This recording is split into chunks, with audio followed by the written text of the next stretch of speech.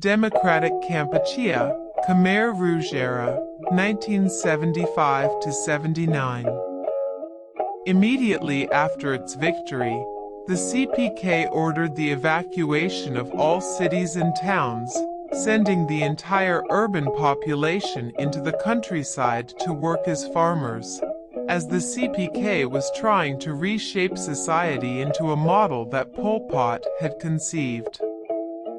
The new government sought to completely restructure Cambodian society. Remnants of the old society were abolished and religion was suppressed. Agriculture was collectivized, and the surviving part of the industrial base was abandoned or placed under state control. Cambodia had neither a currency nor a banking system.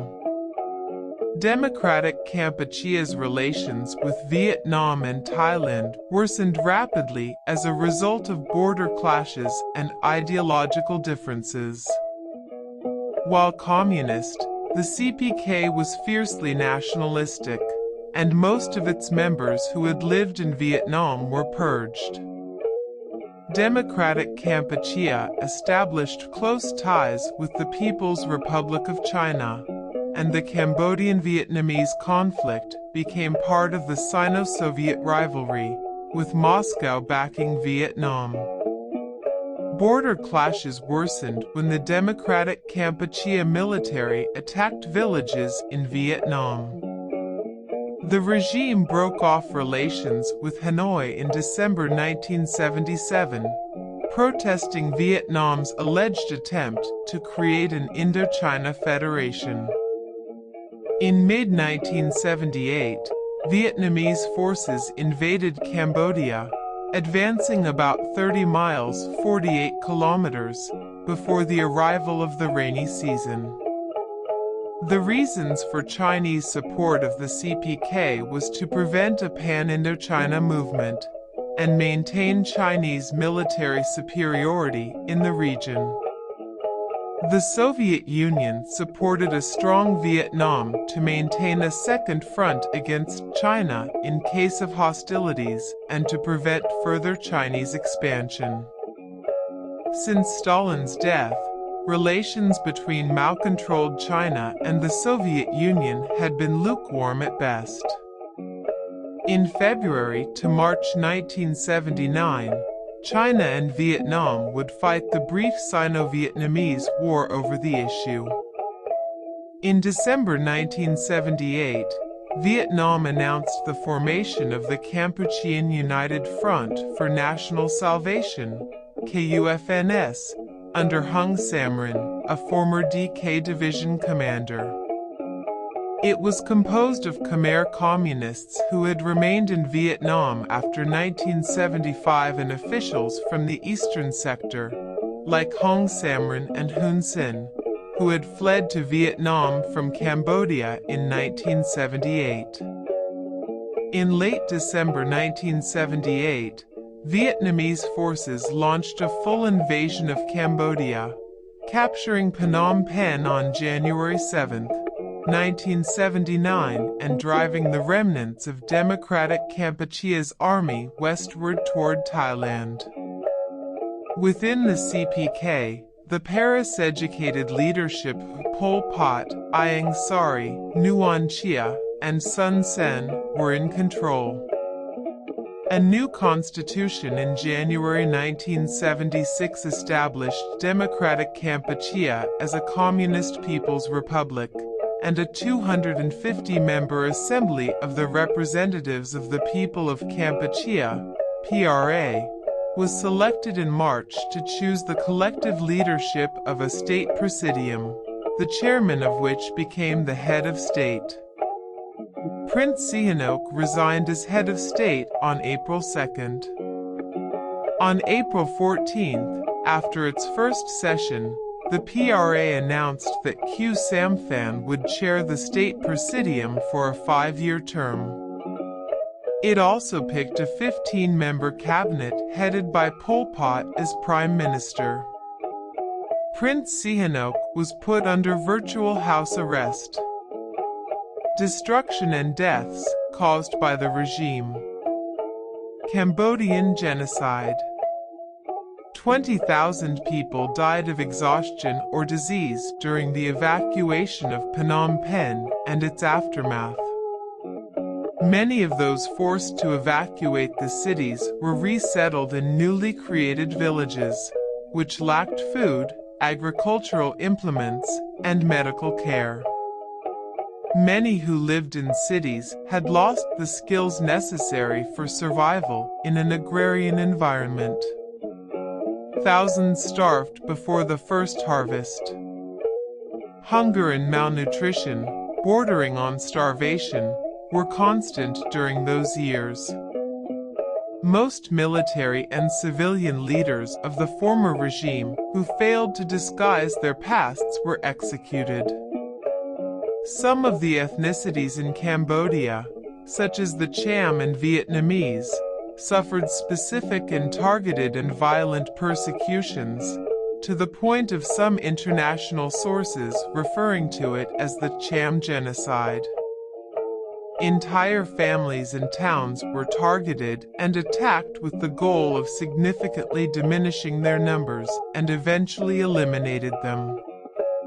Life in democratic Kampuchea was strict and brutal. In many areas of the country, people were rounded up and executed for speaking a foreign language, wearing glasses, scavenging for food, absent for government-assigned work, and even crying for dead loved ones. Former businessmen and bureaucrats were hunted down and killed along with their entire families. The Khmer Rouge feared that they held beliefs that could lead them to oppose their regime.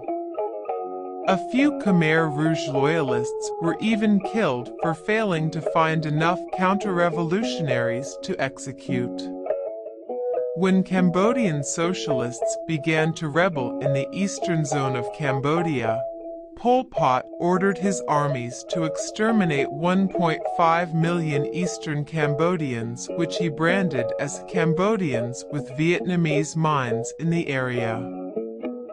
The purge was done speedily and efficiently as Pol Pot's soldiers quickly killed at least more than 100,000 to 250,000 Eastern Cambodians right after deporting them to execution site locations in central, north, and northwestern zones within a month's time, making it the bloodiest episode of mass murder under Pol Pot's regime. Religious institutions were not spared by the Khmer Rouge as well. In fact, religion was so viciously persecuted to such an extent that the vast majority of Cambodia's historic architecture, 95% of Cambodia's Buddhist temples, was completely destroyed. Ben Kiernan estimates that 1.671 million to 1.871 million Cambodians died as a result of Khmer Rouge policy, or between 21% and 24% of Cambodia's 1975 population. A study by French demographer Marek Slawinski calculated slightly fewer than 2 million unnatural deaths under the Khmer Rouge out of a 1975 Cambodian population of 7.8 million. 33.5% of Cambodian men died under the Khmer Rouge, compared to 15.7% of Cambodian women. According to a 2001 academic source, the most widely accepted estimates of excess deaths under the Khmer Rouge range from 1.5 million to 2 million, although figures as low as 1 million and as high as 3 million have been cited. Conventionally accepted estimates of deaths due to Khmer Rouge executions range from 500,000 to 1 million, a third to one-half of excess mortality during the period. However, a 2013 academic source, citing research from 2009, indicates that execution may have accounted for as much as 60% of the total, with 23,745 mass graves containing approximately 1.3 million suspected victims of execution. While considerably higher than earlier and more widely accepted estimates of Khmer Rouge executions, the Documentation Center of Cambodia, DCCAM, S. Craig Etchison defended such estimates of over 1 million executions as plausible, given the nature of the mass grave and DCCAM's methods, which are more likely to produce an undercount of bodies rather than an overestimate. Demographer Patrick Huveline estimated that between 1.17 million and 3.42 million Cambodians died unnatural deaths between 1970 and 1979, with between 150,000 and 300,000 of those deaths occurring during the Civil War. Huveline's central estimate is 2.52 million excess deaths, of which 1.4 million were the direct result of violence. Despite being based on a house-to-house survey of Cambodians, the estimate of 3.3 million deaths promulgated by the Khmer Rouge's successor regime, the People's Republic of Kampuchea, PRK, is generally considered to be an exaggeration, among other methodological errors. The PRK authorities added the estimated number of victims that had been found in the partially exhumed mass graves to the raw survey results, meaning that some victims would have been double counted. An estimated 300,000 Cambodians starved to death between 1979 and 1980, largely as a result of the after-effects of Khmer Rouge policies. Vietnamese occupation and the PRK, 1979–93. People's Republic of Kampuchea and Cambodian-Vietnamese War. Cambodian humanitarian crisis. On January 10, 1979, after the Vietnamese Army and the KUFNS, Kampuchean United Front for National Salvation, invaded Cambodia and overthrew the Khmer Rouge, the new People's Republic of Kampuchea, PRK, was established with Heng Samrin as head of state. Pol Pot's Khmer Rouge forces retreated rapidly to the jungles near the Thai border. The Khmer Rouge and the PRK began a costly struggle that played into the hands of the larger powers China, the United States, and the Soviet Union. The Khmer People's Revolutionary Party's rule gave rise to a guerrilla movement of three major resistance groups: the Funsinpec, Front Uni National pour un Cambodge Independent, Neuter, Pacifique, et Cooperatif, the KPLNF, Khmer People's National Liberation Front, and the PDK, Party of Democratic Kampuchea, the Khmer Rouge under the nominal presidency of Khieu Samphan. All held dissenting perceptions concerning the purposes and modalities of Cambodia's future. Civil war displaced 600,000 Cambodians, who fled to refugee camps along the border to Thailand, and tens of thousands of people were murdered throughout the country. Peace efforts began in Paris in 1989 under the state of Cambodia, culminating 2 years later in October 1991 in a comprehensive peace settlement. The United Nations was given a mandate to enforce a ceasefire and deal with refugees and disarmament known as the United Nations Transitional Authority in Cambodia, UNTAC. Modern Cambodia, 1993–present. Modern Cambodia, 1990–present. On October 23, 1991, the Paris Conference reconvened to sign a comprehensive settlement giving the UN full authority to supervise a ceasefire, repatriate the displaced Khmer along the border with Thailand, disarm and demobilize the factional armies, and prepare the country for free and fair elections. Prince Sihanouk, President of the Supreme National Council of Cambodia, SNC, and other members of the SNC returned to Phnom Penh in November 1991 to begin the resettlement process in Cambodia. The UN Advance Mission for Cambodia, UNAMIC, was deployed at the same time to maintain liaison among the factions and begin demoning operations to expedite the repatriation of approximately 370,000 Cambodians from Thailand. On March 16, 1992, the UN Transitional Authority in Cambodia, UNTAC, arrived in Cambodia to begin implementation of the UN settlement plan and to become operational on March 15, 1992 under Yasushi Akashi, the special representative of the UN Secretary-General.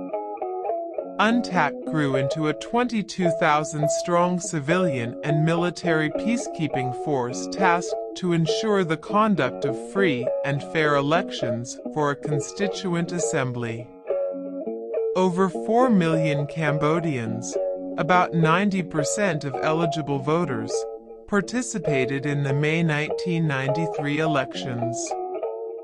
Pre-election violence and intimidation was widespread, caused by SOC, State of Cambodia, made up largely of former PDK cadre security forces, mostly against the Funan and BLDP parties according to UNTAC.